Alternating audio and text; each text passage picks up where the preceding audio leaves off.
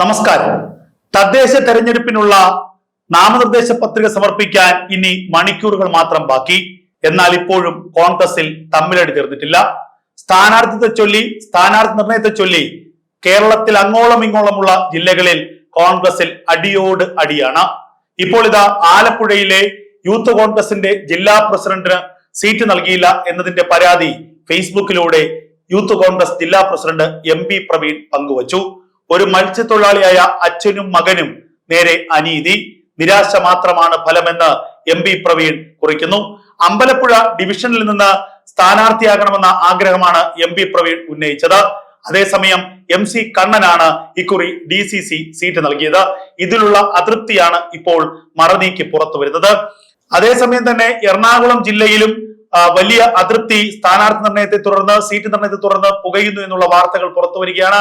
മാത്യു കുഴൽനാടനെതിരെ നിരവധി ഇടങ്ങളിൽ ഫ്ലെക്സ് ബോർഡുകൾ, മാത്യു കുഴൽനാടനെ ആക്ഷേപിച്ചുകൊണ്ട് കോൺഗ്രസ് പ്രവർത്തകർ തന്നെ ഫ്ലെക്സ് ബോർഡുകൾ ഉയർത്തിയെന്നുള്ള വാർത്തകൾ പുറത്തു വരികയാണ്.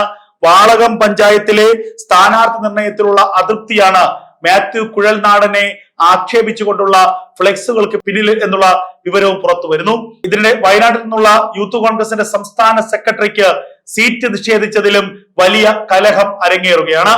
അങ്ങനെ കേരളത്തിൽ കഴിഞ്ഞ ദിവസമാണ് കാസർഗോഡ് DCCയിൽ വലിയ കയ്യാങ്കളി അരങ്ങേറിയത്. തമ്മിൽ തല്ലായിരുന്നു DCCയിൽ നടന്നത്. ഇതിന്റെ ദൃശ്യങ്ങൾ പുറത്തു വന്നിരുന്നു.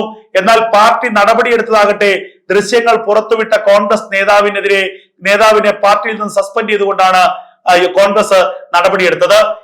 ഈ തമ്മിലടിയെ കുറിച്ച് 5 ദിവസത്തിനുള്ളിൽ അന്വേഷിച്ച് റിപ്പോർട്ട് നൽകാൻ 2 അംഗ സമിതിയെ DCC നേതൃത്വം ഇന്ന് നിയോഗിച്ചിട്ടുണ്ട് എന്നുള്ള വാർത്തകൾ പുറത്തു വരുന്നു. എന്തായാലും കോൺഗ്രസിന് നാണക്കേടായി, തലവേദനയായി DCC ഓഫീസിലെ തമ്മിലടി, കഴിഞ്ഞ ദിവസം നടന്ന തമ്മിലടിയുടെ ദൃശ്യങ്ങൾ പുറത്തു വന്നിരുന്നു. ഇതുപോലെ തന്നെ തിരുവനന്തപുരം കോർപ്പറേഷനിലും സ്ഥാനാർത്ഥി നിർണയത്തിൽ വലിയ കല്ലുകടി ഉണ്ടായി എന്നുള്ളത് നേരത്തെ പുറത്തു വന്ന വാർത്തകളാണ്. നേമം ഷജീർ എന്ന രാഹുൽ മാങ്കൂട്ടത്തിന്റെ വലങ്കൈക്ക് സീറ്റ് നൽകരുതെന്ന് ആവശ്യപ്പെട്ടുകൊണ്ട് മണക്കാട് സുരേഷ്, തെരഞ്ഞെടുപ്പ് കോർ കമ്മിറ്റി ചെയർമാനായ മണക്കാട് സുരേഷ് രംഗത്ത് വന്നിരുന്നു. മണക്കാട് സുരേഷിന് പിന്നിൽ പ്രതിപക്ഷ നേതാവ് VD സതീശനാണെന്നുള്ള ആക്ഷേപങ്ങളാണ് അന്ന് ഉയർന്നത്. VD സതീശന്റെ ശത്രുപക്ഷത്ത് നിൽക്കുന്ന ആളാണ് നേമം ഷജീർ. രാഹുൽ മാങ്കൂട്ടത്തിൽ സ്ത്രീ പീഡന ആരോപണ കേസിൽ പെട്ടതിന് പിന്നാലെ നിയമസഭയിൽ അനുഗമിച്ചത് നേമം ഷജീർ ആയിരുന്നു. അതിന് പിന്നാലെ നേമം ഷജീർ പ്രതിപക്ഷ നേതാവിനെ കാണാൻ പലതവണ ശ്രമിച്ചുവെങ്കിലും നേമം ഷജീറിനെ കാണാൻ താല്പര്യമില്ല എന്ന് പ്രതിപക്ഷ നേതാവ് അറിയിക്കുകയായിരുന്നു. ഇതിനുശേഷമാണ് സ്ഥാനാർത്ഥി നിർണയത്തിലേക്ക് നേമം ഷജീറിനെ പരിഗണിച്ചത്. ഈ ഘട്ടത്തിലാണ് മണക്കാട് സുരേഷ് ഇക്കാര്യത്തിൽ ഉടക്കുമായി രംഗത്ത് വന്നത്.